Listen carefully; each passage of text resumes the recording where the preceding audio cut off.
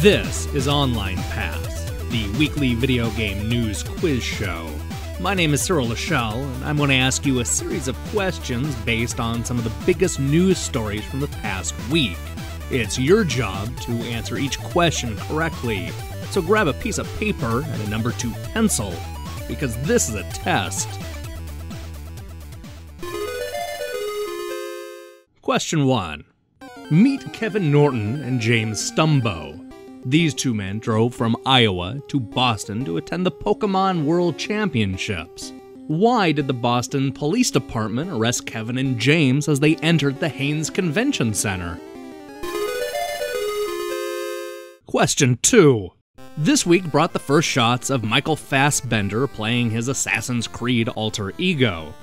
In other video game movie news, what outlandish first-person shooter have producers Ari and Avi decided to turn into a big-budget Hollywood film for Lionsgate? Question 3.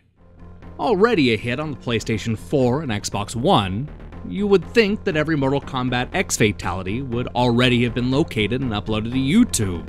But this week brought a brand new kind of fatality. And the victim wasn't Sub-Zero, Scorpion, or Kung Lao. What long-suffering product did Warner Bros. Interactive finally put out of its misery? Question 4. This week, the Penny Arcade Expo invaded Seattle. In keeping up with tradition, Capcom announced another character for their hotly anticipated sequel, Street Fighter V. Look for R. Mika to make an appearance when the game hit stores in 2016.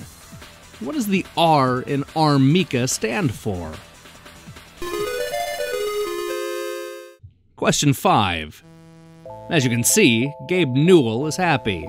What Steam milestone made the managing director of Valve break out his funky dance moves?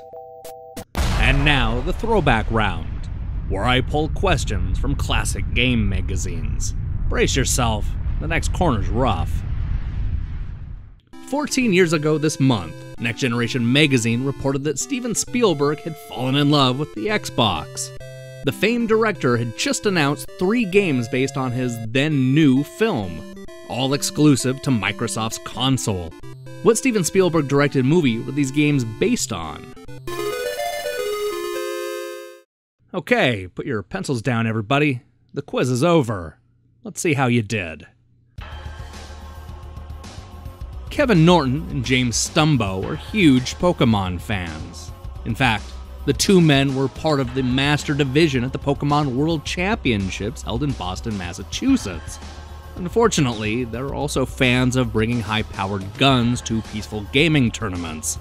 Right before traveling from Iowa to Boston, James Stumbo, age 27, posted this picture on Facebook, along with the caption, "Kevin Norton and I are ready for Boston, here we come."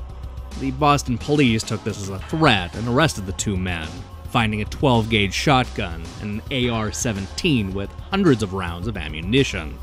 Not cool. Proving that Hollywood will never learn, father-son power team Ari and Avi Arad announced that they would be bringing Borderlands to the big screen. Avi Arad is best known for his involvement in a number of Marvel properties. Sadly, his recent efforts have included 2 Ghost Rider movies, Bratz the Movie, and The Amazing Spider-Man 2. There's no current information on when the movie will begin production, and no release date has been announced.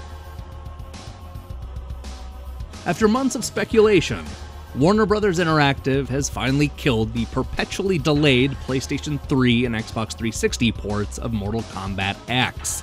While disappointing to the few gamers unwilling to upgrade to a new console, both Warner and High Voltage Software had been cagey regarding the details on the PS3 and 360 versions, and that was before the series of delays. Ultimately, this is a good sign.